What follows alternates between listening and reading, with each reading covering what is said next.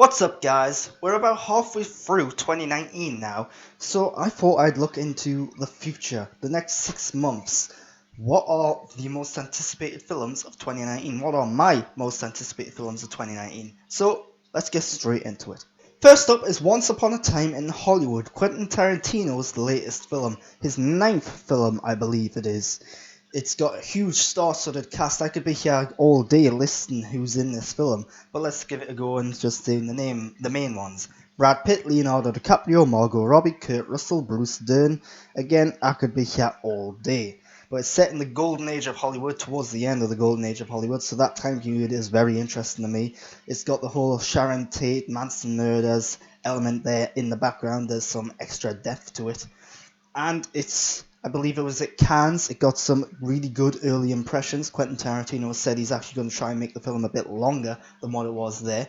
So, yeah, great reviews, great cast. Quentin Tarantino, I like Quentin Tarantino's latest films. I think he's getting a better filmmaker as time's gone on. So, yeah, I'm really looking forward to this. Really interested in it. But ultimately, I think it just looks like a fun, exciting film. And of course, that's Quentin Tarantino down to a T. Next up is It Chapter 2. So It Chapter 1 came out a couple of years ago now. It was surprisingly good. I wasn't really expecting much from it. And of course, there's the whole Stranger Things vibe going on there. I think it's kind of capitalized on that a little bit. But this one, it's like 20 plus years in the future from the last one. The cast is older, they've got new cast members playing the roles. I believe there's still going to be flashbacks to when they were kids. So that's going to be really interesting how that works out. Will the older cast be as good as the younger cast? Will it change the dynamics at all? Maybe a little bit, but we'll see. Again, the first one was really good. The team from the first one's doing this one again. So that's got my hopes up a little bit. We have had a trailer for this already. The trailer didn't reveal too much, it just gave a sense of how creepy and unnerving this is going to be. And then there was a quick flashes towards the end. So yeah, I'm interested in this. Hopefully it lives up to the first one, because I did like that quite a bit. And I don't really like horror films. Next up is Downton Abbey. The Downton Abbey movie, continuing off from where Downton Abbey the TV show left. And it's more Downton Abbey. Downton Abbey, the TV show, brilliant TV show. And seeing the trailer for this really made me miss them, because these characters, so likable, so lovable, they feel like a part of everyone's life now. I'm glad that it's coming back. I'm glad we're seeing more of it. I'm a little dubious about the story, though, about how the Queen and the King are coming to visit Downton Abbey. It's like, really? Why Downton Abbey? Why would they want to visit this place? Yeah, it feels like they're trying to shoehorn it into history, and it just feels a little off.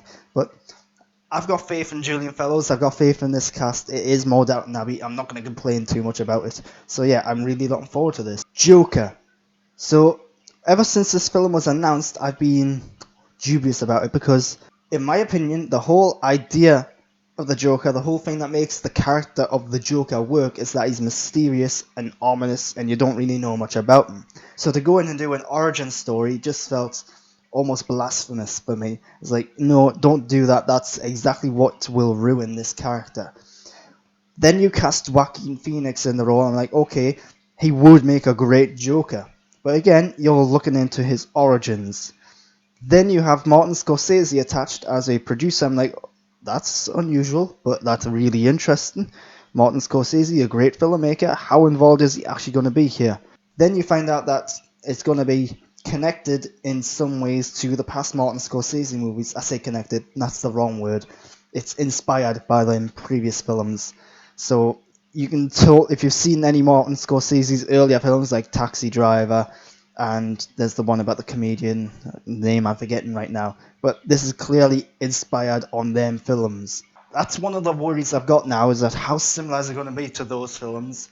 Is it just going to be exploring Joker's origins and ruining the character of the Joker for me? I don't know. But Joaquin Phoenix is great. Then they released the first trailer for this, and it really won me over. That trailer was a damn good trailer, and it looks like a damn good film. So I've went from zero expectations from not wanting to watch this to now, this is now on my radar. So yeah, that's an impressive thing to do for me. So Joker, one of my most anticipated films now this year. Next up is Jumanji 3. Now this one's a film that I'm more curious about than anticipated for, because I did like the last one. I loved the cast in the last one: Dwayne Johnson, Karen Gillan, Jack Black. They were all great in there. I know I'm missing someone. I can't remember off the top of my head, but they're all coming back this time. I'm curious as to what the story's going to be this time round. It can't just be different kids go in there and play a game again. It's got to be different somehow.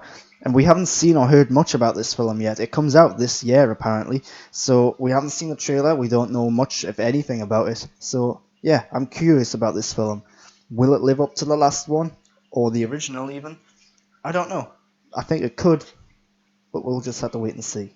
And last up is the obvious one: Star Wars Episode 9: The Rise of Skywalker. So, yeah, I'm not keen on the title. I think there's a lot to take in with that title, though, so I'm not going to go into that here. But it's Star Wars. I love Star Wars. I really want to see how this is going to end the franchise, because this has been confirmed as the final one in the Skywalker saga.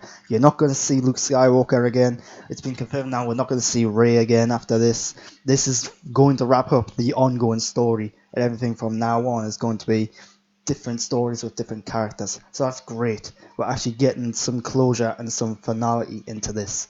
So I'm really curious as to see how that's going to happen. We did get a trailer. The first trailer was good, I would say. Palpatine's back. That's interesting. How's that going to work? The trailer actually revealed more than the usual J.J. Abrams trailer does, but then you can't really do the big surprise factor anymore. And Carrie Fisher. How are they going to address that? Because sadly Carrie Fisher passed away. They're using old Force Awakens and The Last Jedi footage to put Carrie Fisher in this film to give her character some sort of send-off. I don't think they're going to kill off her character. I hope they don't kill her off. But yeah, really interesting to see how they address that. So that's my list of the most anticipated films coming out in 2019. There were a few others that I was considering putting on there, but it's more like I'm not really anticipating them. They're not the ones that I really want to see. But what are your most anticipated films of 2019? Leave them down in the comments down below, and of course give me some feedback if you want. Give me a thumbs up as well if you like, and most importantly, subscribe to my channel. I'd really appreciate that. You can also go over to Twitter and Instagram and follow me at @the_Grant Burton. But any sort of support would really be appreciated, no matter what form it takes. And until next time, thanks for watching.